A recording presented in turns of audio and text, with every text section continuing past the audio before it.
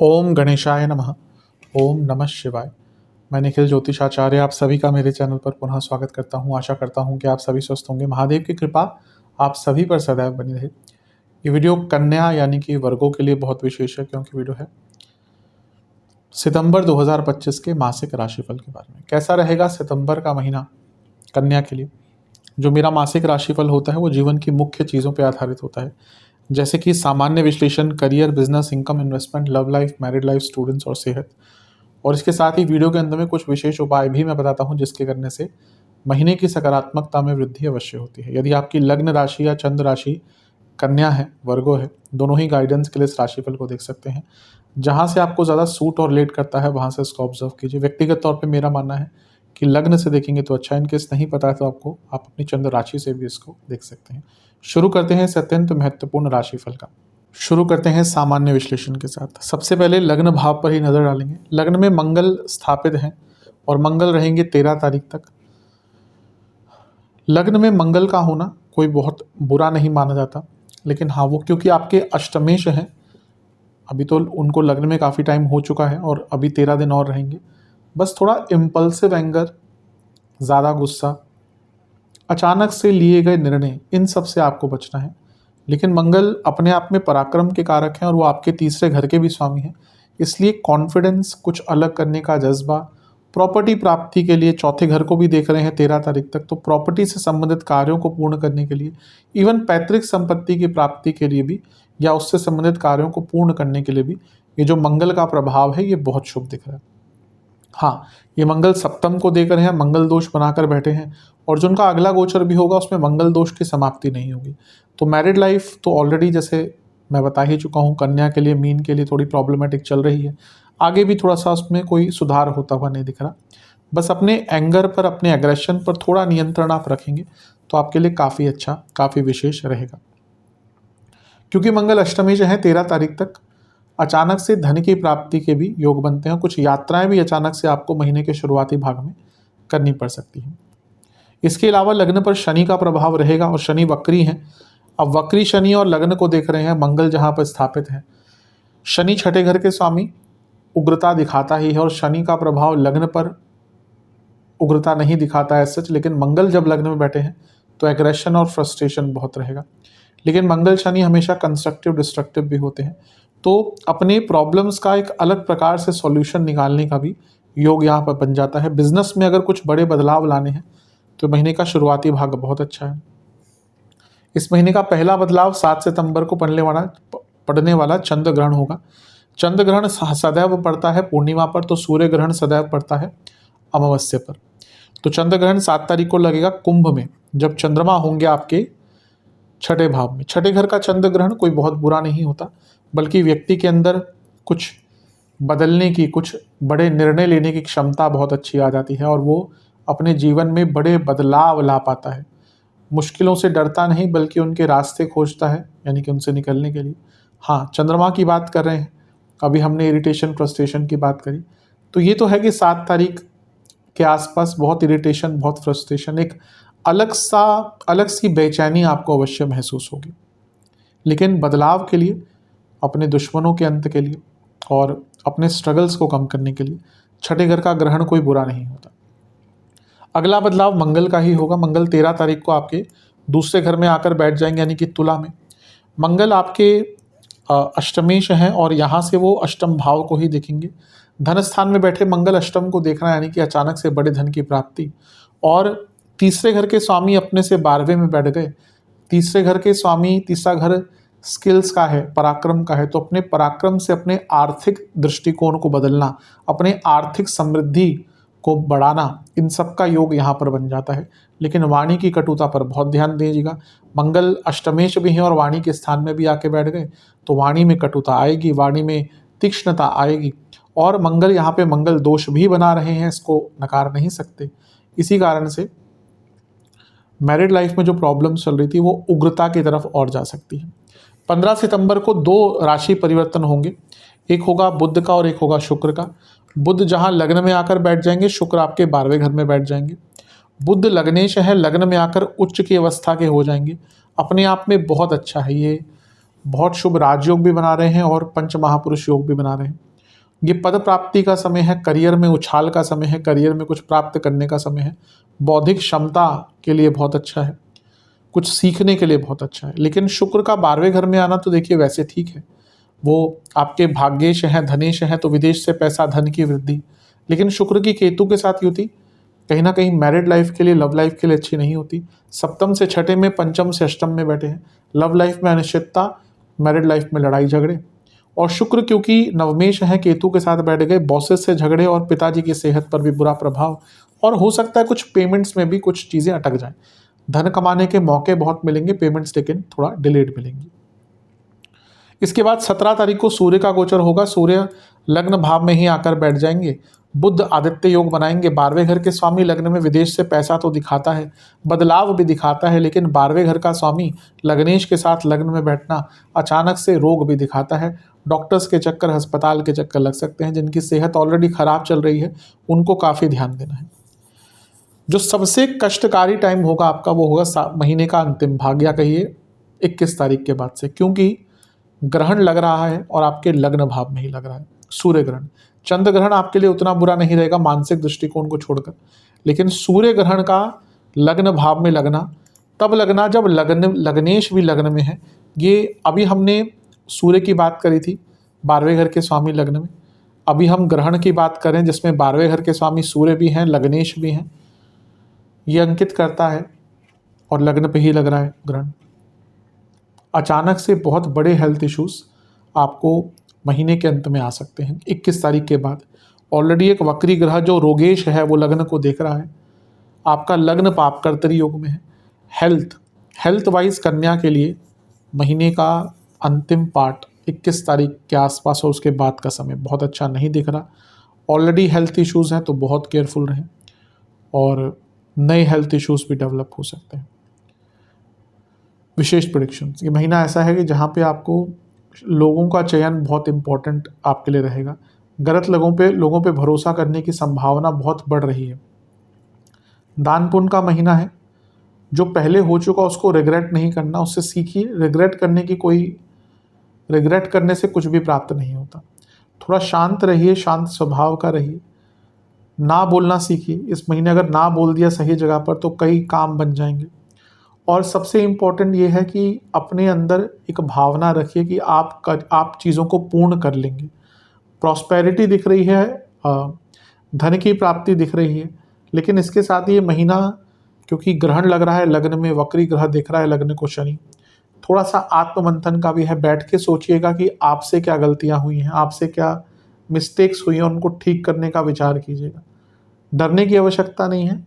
अपने जीवन को सक्सेसफुली अगर आगे बढ़ाना है तो बदलाव तो करना ही पड़ता है, और बदलाव तो हर व्यक्ति को अनकंफर्टेबल करता ही है, लेकिन अगर बदलाव करेंगे, कंफर्ट जोन से निकलेंगे तो अवश्य जो डिजर्व करते हैं ना वो भी प्राप्त करेंगे। तो इसलिए इस प्रकार का ये महीना है। बहुत नेगेटिव तो नहीं है, लेकिन हाँ हेल्थ वाइज महीने का अंतिम भाग प्रॉब्लम्स लेकर आ सकता है। चलते हैं करियर की तरफ। जहाँ तक करियर की बात है, करियर का दृष्टिकोण है, महीना ठीक ठाक है। 10वें घर में गुरु हैं जो अतिचारी अवस्था में हैं। अक्टूबर में राशि बदल लेंगे। इस महीने उनकी स्पीड बहुत तेज होगी, और लग्न को एक ऐसा ग्रह देख रहा है जो वक्री है। तो कर्म स्थान में एक अतिचारी ग्रह, लग्न पर एक वक्री ग्रह का प्रभाव, ये थोड़ा सा बताता है ना कि चीज़ें व्यवस्थित नहीं रहेंगी, कुछ डिले होगा, कुछ गड़बड़ी होगी।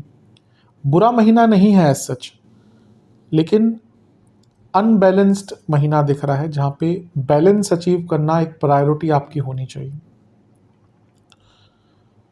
बुध का गोचर अगस्त के अंत में हो गया था। वो 10वें घर के स्वामी हैं, 12वें घर में गए। अगर जॉब चेंज करने का विचार कर रहे थे तो ये टाइम आपका अच्छा है। इस महीने का जो पहला प्रभाव होगा वो ग्रहण होगा, चंद्र ग्रहण, जो साल का तीसरा ग्रहण है। ग्रहण दोष की बात नहीं, वैसे ग्रहण दोष भी होता ही है, लेकिन ये खगोलीय घटना की भी बात कर रहे हैं। छठे घर में ग्रहण का लगना थोड़ा टॉक्सिक वर्क एनवायरनमेंट, और कार्य क्षेत्र में फिजूल की बहस, काम के लिए नहीं लेकिन बिना काम के अलावा जो स्ट्रेस होता है ना, ऑफिस पॉलिटिक्स, एक दूसरे को नीचा दिखाना या बैक बाइटिंग, वो बहुत 7 तारीख से चालू हो जाएगी। अगला गोचर मंगल का होगा। मंगल 13 तारीख को धन स्थान में आ जाएंगे। ठीक है, उनका धन स्थान में आना कोई बुरा नहीं होता। कार्य क्षेत्र का एक भाव है, अर्थ त्रिकोण है, तो करियर में अथॉरिटी आती है, लेकिन वाणी पर कंट्रोल रखिएगा, क्योंकि यहाँ पर जब मंगल आएंगे तो वाणी पर कंट्रोल थोड़ा सा कम होगा। ये मंगल को गुरु की दृष्टि भी है और मंगल पर राहु की दृष्टि भी है, और क्योंकि मंगल अष्टमेश है, अचानक से धन लाभ हो सकता है कार्य क्षेत्र में, क्योंकि अष्टम भाव 10वें से 11वां है। लेकिन अपनी वाणी पर बहुत नियंत्रण और उग्रता पर बहुत नियंत्रण। इसके बाद 2 गोचर और होंगे 15 तारीख को ही, बुध का शुक्र का। बुध आ जाएंगे आपके लग्न भाव में और शुक्र आ जाएंगे आपके 12वें भाव में। तो बुध का लग्न भाव में आना एक प्रकार से अच्छा ही माना जाता है, और वो आपके लग्नेश भी हैं, दशमेश भी हैं। ये कारक क्षेत्र में वृद्धि, कारक क्षेत्र में लाभ दिखाता है। इवन प्रमोशन के कारक यहाँ पे आपके बहुत अच्छे बुध बन जाते हैं, जिसका लाभ बहुत आपको अच्छा मिलेगा। हाँ, वक्री शनि की दृष्टि है। अब ये हो सकता है कि प्रमोशन अगर आपका यहाँ पे होता है तो मे बी डिज़ायरेबल ना हो, यानी कि ना जो आप इच्छा करके बैठे हैं कि भी इतना इंक्रीमेंट हो जाएगा, वैसा शायद ना हो, लेकिन प्रमोशन के योग तो यहाँ पर बहुत अच्छे बन रहे हैं। इसके बाद हम बात करें, शुक्र भी 12वें घर में है। शुक्र आपके लाभ धनेश है, 12वें घर में है। जो लोग MNC आदि में काम करते हैं ना, उनके लिए काफ़ी अच्छा टाइम है। इवन ट्रांसफर्स भी आपके यहाँ पर हो सकते हैं, जो करियर में थोड़ा सा आगे ही आपको लेकर जाएंगे। 17 को सूर्य का राशि परिवर्तन होगा और वो आपके लग्न भाव में आकर बैठ जाएंगे। ठीक है, वो आपके 12वें घर के स्वामी हैं, पुनः MNC आदि के लिए अच्छा है। लेकिन हाँ, सूर्य नीच अभिलाषी हैं, और नवम पर देखिए मंगल की दृष्टि पड़ रही है, अभी शनि की भी पड़ रही है। तो ये सूर्य के गोचर के बाद, यानी कि 17 तारीख के बाद थोड़ा सा अपने बॉसेस से बनाकर रखिएगा, क्योंकि बॉसेस की तरफ से, मैनेजमेंट की तरफ से प्रॉब्लम्स आना शुरू हो जाएंगी। और इस चीज़ को और बढ़ाएगा सूर्य ग्रहण, जो 21 तारीख को लगेगा जब अमावस्या होगी, क्योंकि लग्न ग्रहण लग्न में लग रहा है, जिसमें आपके सूर्य इन्वॉल्व हैं और लग्नेश और दशमेश भी इन्वॉल्व है, यानी कि बुध। तो अचानक से 21 तारीख के बाद बॉसेस से प्रॉब्लम बहुत बढ़ना, बहुत एक्स्ट्रा प्रेशर आप पे डाला जाना, मैनेजमेंट की तरफ से बहुत बदलाव, और इवन अगर बहुत बुरा समय चल रहा है कुछ लोगों के लिए, जॉब जाने का योग भी बन जाता है। तो महीने का अंतिम भाग एक ऐसा टाइम है, बहुत केयरफुल रहना। विशेष प्रोटेक्शन, गुस्सा बचा कर रखिएगा, गुस्सा बहुत रहेगा, ओवर थिंकिंग नहीं करनी, क्लैरिटी ऑफ थॉट्स बहुत काम आएंगे, शांत रहिएगा, कन्फ्रंटेशन अवॉइड कीजिएगा, जो आपसे ऊपर अथॉरिटी वाले लोग हैं उनसे बहस नहीं करनी, अपना परसेप्शन पॉजिटिव रखिए, काम को समयबद्ध तरीके से दीजिए। अगर आपसे एक्सपेक्टेशन है कि भई आपको इस तारीख को टाइम ये काम देना है, तो आप उसी तारीख पर दीजिए, डिले मत कीजिए, क्योंकि यहाँ पे डिले करेंगे तो प्रॉब्लम्स आएंगी। बॉसेस से प्रॉब्लम इस महीने 13 तारीख से बढ़ेगी मंगल के गोचर से, और उसके बाद और प्रॉब्लम्स आएंगी। ये महीना ऐसा दिखा रहा है जब एक प्रकार का काम शायद आपको ना दिया जाए, आपके कार्य शैली में बार बार आपको बदलाव करना पड़ेगा। एक अच्छा साथ ढूंढिए कार्य क्षेत्र में, कि अगर प्रॉब्लम आती भी है तो कोई ना कोई आपकी हेल्प करने के लिए तैयार रहे। बुरा महीना नहीं है, लेकिन हाँ, महीने का अंतिम भाग थोड़ा कष्टकारी दिख रहा है। चलते हैं बिजनेस की तरफ। जहाँ तक बिजनेस की बात है, महीना ठीक है, लेकिन देखिए सप्तम में एक वक्री ग्रह है, तो काम अच्छी चीज़ यह है कि सप्तम से जो दूसरे के स्वामी है धन स्थान के, और सप्तम से भाग्य स्थान के स्वामी है मंगल, वो 13 तारीख तक देखते हैं, तो काम मिलता रहेगा, पैसा आता रहेगा। लेकिन क्योंकि शनि वक्री हैं, वो सप्तम से 12वें घर के स्वामी हैं और सप्तम से लाभ के स्वामी भी हैं। सप्तम से लाभ के स्वामी और सप्तम से धन के स्वामी, दोनों का प्रभाव सप्तम पर है, यानी कि पैसा तो आता रहेगा। लेकिन क्योंकि शनि वक्री हैं, मंदता रहेगी काम में, और शनि क्योंकि सप्तम से 12वें के स्वामी हैं, खर्चे बहुत बढ़ेंगे। मतलब कि इस महीने क्या होगा ना, पैसा एक तरफ से आ रहा है और एक तरफ से जा रहा है, तो खर्चे बहुत नियंत्रित रखिएगा। मंगल शनि का प्रभाव लग्न सप्तम पर है। अच्छी चीज़ यह है कि प्रोडक्टिव काम करने के लिए, बदलाव करने के लिए, मशीनरी नहीं लगाने के लिए, नए प्रोडक्ट्स लॉन्च करने के लिए या उन पर काम करने के लिए अच्छा टाइम है। लेकिन अगर पार्टनरशिप वाला बिजनेस है ना, बहुत भयंकर लड़ाई झगड़े हो सकते हैं, भयंकर लड़ाई झगड़े। पहला जो बदलाव होगा वो चंद्र ग्रहण होगा, जो 7 तारीख को आपके छठे घर में लगेगा पूर्णिमा के दिन। यहाँ पे भी क्या हो सकता है ना, कुछ लॉसेस हो सकते हैं 7 तारीख के 3-4 दिन पहले, 3-4 दिन बाद तक लॉसेस, खर्चा। इवन आपका प्रोडक्शन का काम है, कुछ बनाते हैं आप, तो उसमें खराबी आ सकती है। रॉ मटेरियल्स की प्रॉब्लम,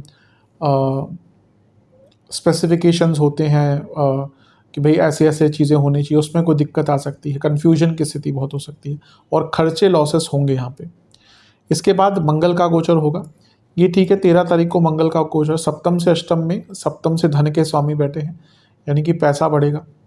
फिर 15 तारीख को बुध शुक्र का गोचर होगा, बुध लग्न में आ जाएंगे और शुक्र 12वें में चले जाएंगे। बुध का लग्न में आना, लग्नेश होने के नाते पंच महापुरुष योग बनाकर सप्तम को देखना अच्छा है, ठीक है। वक्री शनि का प्रभाव तो रहेगा, बल्कि ये महीना वैसा है जहाँ पे शनि अति वक्र होंगे, बल्कि सबसे ज़्यादा वक्र होंगे। फिर उसके उनके बाद सूर्य शनि का समसप्तक बनेगा। फिर जब सूर्य थोड़ा सा आगे बढ़ना शुरू करेंगे तो शनि की जो वक्रता है वो कम होगी, लेकिन ये महीना है जहाँ पे शनि अति वक्र रहेंगे, इसलिए ना मंदता तो बिजनेस में देखने को मिलेगी, लेकिन हाँ पैसा चलता रहेगा, पैसा आता रहेगा, पैसा आता रहेगा। भाई आपको ऑर्डर का पैसा मिल गया, अब भले ही थोड़ा डिले हो रहा है, एटलीस्ट पैसा तो आ गया। अब वो बाद की बात है कि आप कैसे उसको मैनेज करते हैं। शुक्र भी सप्तम से छठे में है, ठीक है, लेकिन ना थोड़ा षड्यंत्र से बचिएगा, यहाँ पे फ्रॉड वगैरह भी आपके साथ हो सकते हैं। इसके बाद सूर्य का गोचर है। अब सूर्य क्योंकि नीच अभिलाषी होकर लग्न में आगे 12वें घर के स्वामी है, सरकारी कारणों से प्रॉब्लम आ सकती है, सरकारी बाधाएं तंग कर सकती है। महीने का अंतिम भाग फिर से कष्टकारी हो सकता है। 21 तारीख को ग्रहण लग रहा है, चंद्र ग्रहण, सॉरी सूर्य ग्रहण, साल का अंतिम ग्रहण अमावस्या पर। अब क्योंकि ये लग्न में लग रहा है, जो सप्तम से सप्तम भाव है और यहाँ से सारे ग्रह सप्तम को देख रहे हैं। 21 तारीख के बाद बिजनेस में बहुत बड़ी कोई प्रॉब्लम भी आ सकती है और बहुत बड़ा नुकसान भी हो सकता है। और सबसे बड़ी बात तो है इमेज का नुकसान, क्योंकि बिजनेस में इमेज बहुत इंपॉर्टेंट होती है, तो अपनी इमेज को बनाकर और बचा कर रखिएगा। विशेष प्रेडिक्शन, ये महीना ऐसा है कि जहाँ पे आपको डिले नहीं करना, क्योंकि शनि तो डिले करेंगे ही, आपको कार्यों को अपनी तरफ से पूर्ण करना है। कई बार कन्फ्यूजन की स्थिति होगी पार्टनर्स के साथ, लेकिन आप हम्बल रहिएगा, डाउन टू अर्थ रहिएगा, अपने कर्म पर ध्यान दीजिए, बदलाव जहाँ पे आवश्यकता है उसको कीजिए, वेट मत कीजिए। धन आएगा, इवन कई जगह पे भाग्य का भी साथ प्राप्त होगा, लेकिन काम को काम की तरह ही देखिए, इमोशंस का इन्वॉल्वमेंट नहीं होना चाहिए बिजनेस में। अपने बिजनेस की वर्थ को बढ़ाने की कोशिश कीजिए और अपने बिजनेस में फ्लो रखने की कोशिश कीजिए। एक फ्लो रहा अगर आपके बिजनेस में, तो अवश्य आगे बढ़ने से कोई रोक नहीं सकता। थोड़ा सेंसिटिव महीना है, स्पेशली 21 तारीख के बाद का। इनकम, इन्वेस्टमेंट, एक्सपेंसेस, इनकम के लिए महीना ठीक ही है। शुक्र 15 तारीख तक लाभ स्थान में रहेंगे, धनेश है, लाभ स्थान में है। आपके लाभ स्थान की अगर हम बात करें तो उसके स्वामी तो खैर चंद्रमा है, लेकिन कोई बहुत बुरा प्रभाव नहीं है, तो पैसा तो आएगा। लग्न को वक्री शनि देख रहे हैं तो मंदता रहेगी। इन्वेस्टमेंट के लिए शुरुआती 10 दिन अच्छे हैं, बीच के 10 दिन ठीक हैं, बहुत ज़्यादा इन्वेस्टमेंट्स मत कीजिएगा। अंतिम 10 दिन अच्छे नहीं है इन्वेस्टमेंट के लिए। खर्चों की अगर हम बात करें तो खर्चे तो शुरू से ही बहुत ज़्यादा रहेंगे, दवाइयों पर, लिखा पढ़ी के कामों पर, सरकारी कामों पर, करियर से संबंधित खर्चे, लाइफस्टाइल से संबंधित खर्चे। इसके साथ ही कई पुराने काम जो पूर्ण करने पड़ेंगे। ऐसा लग रहा है कि इस महीने घर में मरम्मत करानी पड़ेगी, स्पेशली लीकेजेस हो सकती है, डैम्पनेस आ सकती है। पेट्स पर खर्चा बहुत होता हुआ दिख रहा है। फालतू खर्चे बहुत होंगे जिनको आप कंट्रोल ही नहीं कर पाएंगे। दवाइयों पर बहुत खर्चा होता हुआ दिख रहा है, स्पेशली अपनी या अपने परिवार की। कुछ यात्राएं महीने के शुरुआती भाग में ही करनी पड़ेंगी अचानक, उस पर भी खर्चा होता हुआ दिख रहा है। कुछ धार्मिक कार्यों पर भी खर्चे होते हुए दिख रहे हैं और थोड़ा लग रहा है कि अपने घर के ब्यूटिफिकेशन पर भी आप खर्चा थोड़ा करेंगे। खर्चे थोड़े ज़्यादा रहेंगे इस महीने, बल्कि जितना आप सोच के बैठे हैं ना, उससे ज़्यादा खर्चे रहेंगे। Love and relationship, no contact situation, chances है, पूरे चांसेस है इस महीने की चीज़ें ठीक हो सकती हैं, बातचीत बनती, अपने आप संभावनाएं खोलेंगी। बस समय का सदुपयोग कीजिएगा। नए रिलेशनशिप में मैं कहूँगा कि बहुत ट्राई मत कीजिए, वेट कर लीजिए, डेस्परेशन नहीं, समय अभी नहीं है, इस महीने नहीं है। जो लोग रिलेशनशिप में हैं, पंचमेश वक्री हैं ऑलरेडी, थोड़ी प्रॉब्लम, थोड़ी डिल्यूजन, ये भावना कि क्या सही व्यक्ति के साथ हूँ या नहीं, ये थोड़ा चल रहा होगा। पहला ग्रहण लगेगा छठे घर में, जो पंचम से दूसरा है। वाणी पर ध्यान दीजिएगा 7 तारीख के आसपास, 2-3 दिन पहले, 2-3 दिन बाद तक, क्योंकि कुछ ऐसा बोल देंगे जिसके कारण प्रॉब्लम्स होंगी। वाणी में क्लैरिटी रखिएगा, प्रॉब्लम्स आएंगी मंगल के गोचर से। 13 तारीख को मंगल का गोचर होगा और वो अष्टमेश हैं और पंचम को देख रहे हैं, तो एक अनिश्चितता का भाव, और मंगल के कारण क्या होगा, उग्रता का भाव। इसके बाद 15 तारीख को बुध और शुक्र का गोचर, जिसमें बुध का गोचर तो ठीक है, कोई नेगेटिव या बहुत ज़्यादा ऐसा, हाँ लग्नेश का लग्न में आना स्ट्रेंथ देता है, लेकिन शुक्र का जो गोचर है वो अच्छा नहीं है। मैं हमेशा कहता हूँ शुक्र केतु की युति अच्छी नहीं होती लव रिलेशनशिप के लिए, और क्योंकि पंचम से अष्टम में कारक केतु के साथ बैठ गए, सॉरी शुक्र सूर्य नहीं, शुक्र केतु, तो यहाँ पे ना बहुत अनिश्चितता 15 तारीख के बाद रिलेशनशिप में आना शुरू हो जाएगी, बहुत अनिश्चितता। सूर्य का गोचर होगा 17 तारीख को, जो फिर से कहूँगा ठीक ठाक है, कोई ऐसा पॉजिटिव या नेगेटिव बहुत इम्पैक्ट नहीं दे रहा। हाँ पंचम से त्रिकोण में है तो दूरियां अवश्य आएंगी, लेकिन ग्रहण जो लगेगा सूर्य ग्रहण पंचम से त्रिकोण में 21 तारीख को, ये बहुत बहुत ज़्यादा ना अनसर्टेनिटी ले आएगा। ये वो टाइम होता है जब व्यक्ति ना, जैसे मैंने शुरू में कहा था शनि वक्री है, ये टाइम ना आप सच में क्वेश्चन करना शुरू कर देंगे कि क्या मैं सही व्यक्ति के साथ रिलेशनशिप में हूँ। कुछ ऐसी चीज़ें होंगी, कुछ ऐसे तथ्य सामने आ जाएंगे जहाँ पे आप अपने ही डिसीजन को क्वेश्चन करना शुरू कर देंगे। तो थोड़ा सा अनिश्चिततापूर्ण टाइम दिख रहा है। विशेष प्रेडिक्शन ठीक है महीना, लेकिन ठीक है महीना इन द सेंस कि ऐसा नहीं कि एकदम चीज़ें सीधा ही उथल पुथल की तरफ चली जाएंगी, लेकिन एटलीस्ट शुरुआती भाग में प्रयास कीजिएगा कि अंत तक आते आते ऐसी स्थिति ना हो जाए कि आप बात ही करना बंद कर दें। सपोर्टिव रहिए, एक ग्रेटिट्यूड की भावना रखिए जब बात कर रहे हो, डिस्कस कीजिए प्रॉब्लम्स, डिस्कस कीजिए सिचुएशंस, साथ में टाइम बिताइए, कोशिश कीजिए क्वालिटी टाइम एक दूसरे को दें। मिरेकल मत एक्सपेक्ट कीजिए कि चीज़ें एकदम चुटकी बजा के ठीक हो जाएंगी, ऐसा नहीं होता। कोई मशीनरी तो ना कि कुछ ठीक किया और एकदम काम करना शुरू कर दिया, नहीं। एक आत्मीय तौर पर कनेक्शन जो है ना वो कम रहेगा, तो अपने कनेक्शन पर काम कीजिए, अपने इमोशंस पर काम कीजिए। इन सब चीज़ों पर अगर आपने थोड़ा प्रयास किया ना काम करने का, अवश्य लाभ प्राप्त होंगे।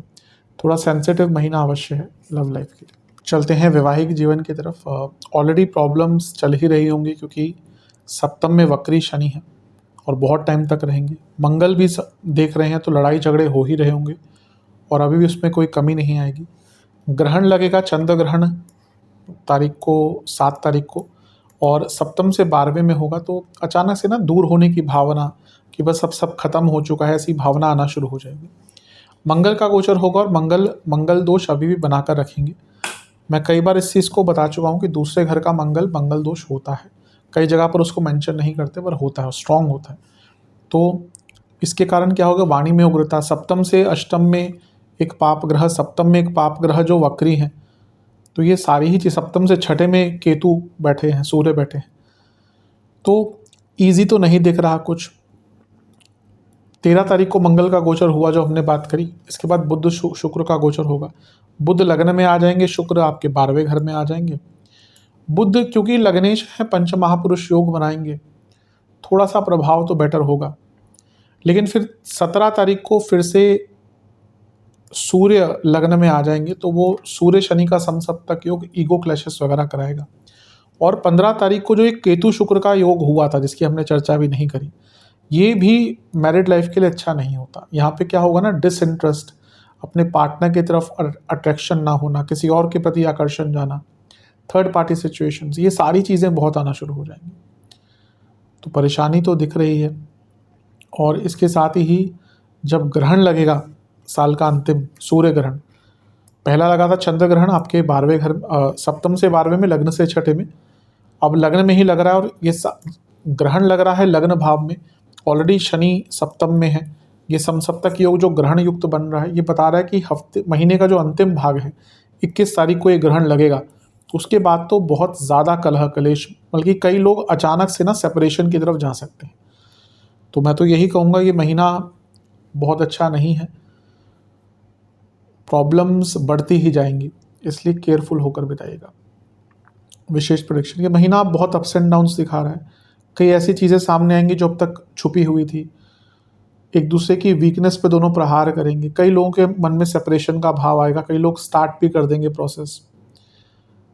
कोशिश भी करेंगे ना आप इस महीने की चीज़ें ठीक हो जाएं, बहुत नहीं हो पाएंगी।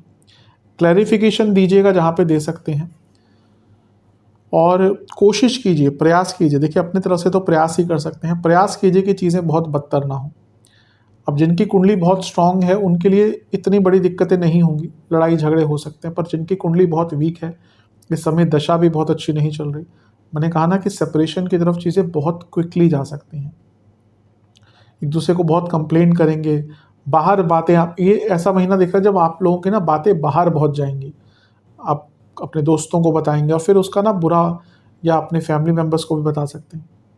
मैं ये कहूँगा कि कभी कभी क्या होता है ना, एक ब्रेक ले लेना, एक दूसरे से भी ब्रेक लीजिएगा, और अगर बहुत ज़्यादा बुरे संबंध नहीं है ना, तो एक वैकेशन पे चले जाइए 2 दिन के लिए।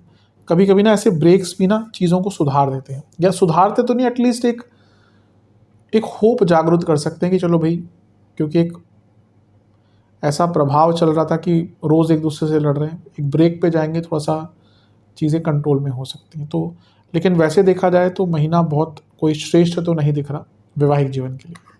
स्टूडेंट्स, एग्ज़ाम्स, बहुत अच्छा समय है शुरुआती 10 दिन का। बीच का 10 दिन अच्छा है, लेकिन ना यहाँ पे थोड़ा ट्रस्ट अपने ऊपर से डामाडोल होगा। अंतिम 10 दिन तो बहुत अच्छे हैं। ओवरऑल महीना स्टूडेंट्स के लिए अच्छा ही है। बुध आदित्य योग ऑलमोस्ट पूरे महीने ही रहेगा। लग्न में मंगल है 13 तारीख तक, तो ये अच्छा है स्टूडेंट्स के लिए। मंगल का 13 तारीख को गोचर होगा महीने का पहला, और उनका पंचम पर प्रभाव जो उनकी उच्च की राशि है, ये बताता है कि काफ़ी कार्य कुशलता, आगे बढ़ने के मौके आपको प्राप्त होंगे। इसके बाद बुध शुक्र का गोचर होगा। बुध 15 तारीख को लग्न में, शुक्र भी 15 तारीख को 12वें घर में आ जाएंगे, एक ही दिन गोचर हो रहा है। तो बुध तो कारक है स्टडीज़ के, स्टूडेंट्स के, और लग्न में ही उच्च के हो गए, बहुत शुभ है, बहुत शुभ। और इसके बाद 17 तारीख को होगा बुध आदित्य योग, फिर से बन जाएगा, यानी कि ऑलमोस्ट पूरे महीने बुध आदित्य योग बना हुआ है। मैं कई बार बता ही चुका हूँ कि बुध जो है वो सूर्य से बहुत दूर भाग नहीं सकते, और लग्न में बुध आदित्य योग का बनना, यानी कि कैपेबिलिटीज़, कंसंट्रेशन सब बेटर रहेगा।